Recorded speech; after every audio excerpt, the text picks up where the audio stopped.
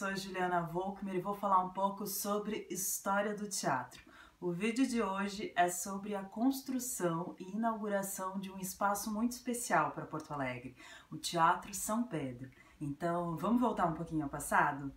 No último episódio, a gente viu que o Teatro Dom Pedro II, o segundo teatro de Porto Alegre, ele vai ter intensa atividade teatral, principalmente entre os anos de 1838 e 1858. Apesar do grande sucesso junto ao público, o Teatro Dom Pedro II tinha uma estrutura super precária. Tanto que ele tinha alguns apelidos engraçados na época, como Gaiola, Galpão, Corcunda e até Trapizonga, imaginem só. Mas a ideia de ter um grande, imponente teatro na cidade era antiga, porque isso era sinônimo de civilização. Pensem que a Porto Alegre daquela época tinha as suas principais avenidas iluminadas por lampiões que eram à base de óleo de baleia. Em 1833, um grupo de 12 cidadãos da elite, amantes das artes, eles vão pedir para o presidente da província, que era o governador da época, o Manuel Antônio Galvão, para que ele doasse um terreno na região central para a construção de um teatro, que teria o nome de Teatro São Pedro de Alcântara, em homenagem à província de São Pedro e ao imperador. Pasmem, o Galvão faz a doação de um terreno com 968 metros quadrados, localizado na Praça da Matriz, que na época aquela região ali era chamada de Alto da Praia, que era um descampado. As obras começam, mas a coisa não passa dos alicerces. Por quê? Porque em 1835 eclode a Guerra dos Farrapos. 10 anos de guerra, 10 anos de obra parada. Em 1846, o presidente da província era o Luiz Alves de Lima e Silva, o futuro Duque de Caxias, que vai convencer a Assembleia a fazer um empréstimo para a construção do teatro. Mas mesmo assim a coisa não vai muito para frente. Em 1849, o presidente da província era o Andréa, que vai fazer até uma loteria para financiar essa construção, que finalmente é encaminhada e para sua finalização. Em 27 de junho de 1858, depois de 25 anos de obra parada, de acordo, de desacordo, de treta, é finalmente inaugurado o Teatro São Pedro. Os governantes, eles tinham muito interesse que a cidade tivesse um grande teatro. Por quê?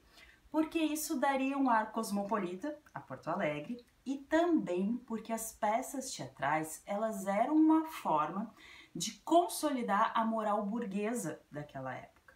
E também tinha uma outra questão, que era a rixa com as cidades de Pelotas e Rio Grande, que já tinham os seus teatros glamourosos. Pelotas tinha o 7 de abril e Rio Grande o 7 de setembro. Então, isso significava muito para os governantes aqui de Porto Alegre.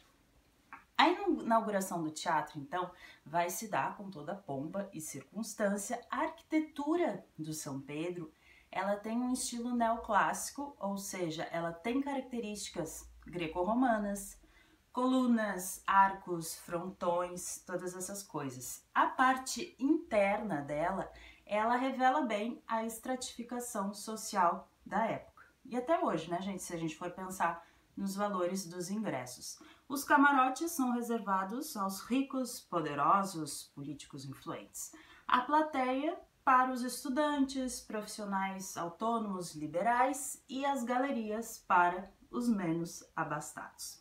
O projeto arquitetônico do São Pedro foi feito por um arquiteto alemão que estava morando em Porto Alegre na época, que é o Philipp Norman, que foi super criticado na época por não ter respeitado regras básicas da arquitetura. Ele, por exemplo, começa a construção pela parte externa, ele faz toda a parte externa do teatro para depois, vamos dizer assim, preencher, rechear, o que causou muitos problemas técnicos e por isso também teve tanta demora. Mas a inauguração vai acontecer com a encenação de uma peça chamada Recordações da Mocidade, realizada pelo Ginásio Dramático Rio-Grandense, que tinha a direção de um empresário, o João Ferreira Bastos. E a entrada e os intervalos dessa peça ficou a cargo do maestro Mendanha, que dirigiu outros 24 músicos importantes, experientes da época. O maestro Mendanha é uma figura bem importante da nossa história. Tem uma história que talvez vocês conheçam, que ele era um homem mineiro, um homem negro, que veio aqui para o sul para ser regente de uma banda de um batalhão militar. E durante a Guerra dos Farrapos, o batalhão que o Mendanha trabalhava foi aprisionado pelos farroupilhas. E os farroupilhas aproveitaram esse momento de proximidade com o Mendanha e pediram para ele criar uma música para o hino farroupilha, que depois veio a ser o hino rio-grandense. Então aquela música que todo mundo conhece do nosso hino foi o Mendanha que fez. Outra curiosidade, o projeto inicial arquitetônico previa, e aconteceu de fato, a construção de um prédio gêmeo do lado de São Pedro. Então ali onde hoje é o Palácio da Justiça, tinha um prédio igualzinho, onde funcionava a Casa da Câmara até o ano de 1949, quando aconteceu um incêndio e o prédio foi demolido. Bom, em 2020 agora, o São Pedro completou 162 anos de história. É muita história para contar. Por isso a gente continua falando dele num próximo episódio. Muito obrigada pela escuta, pela companhia. Obrigada às pessoas que se inscreveram no canal. Quem não se inscreveu, se inscreve. Curte o vídeo, deixa a sugestão, comentário, compartilha e tá feita a nossa troca. Fiquem bem e fiquem em casa se possível.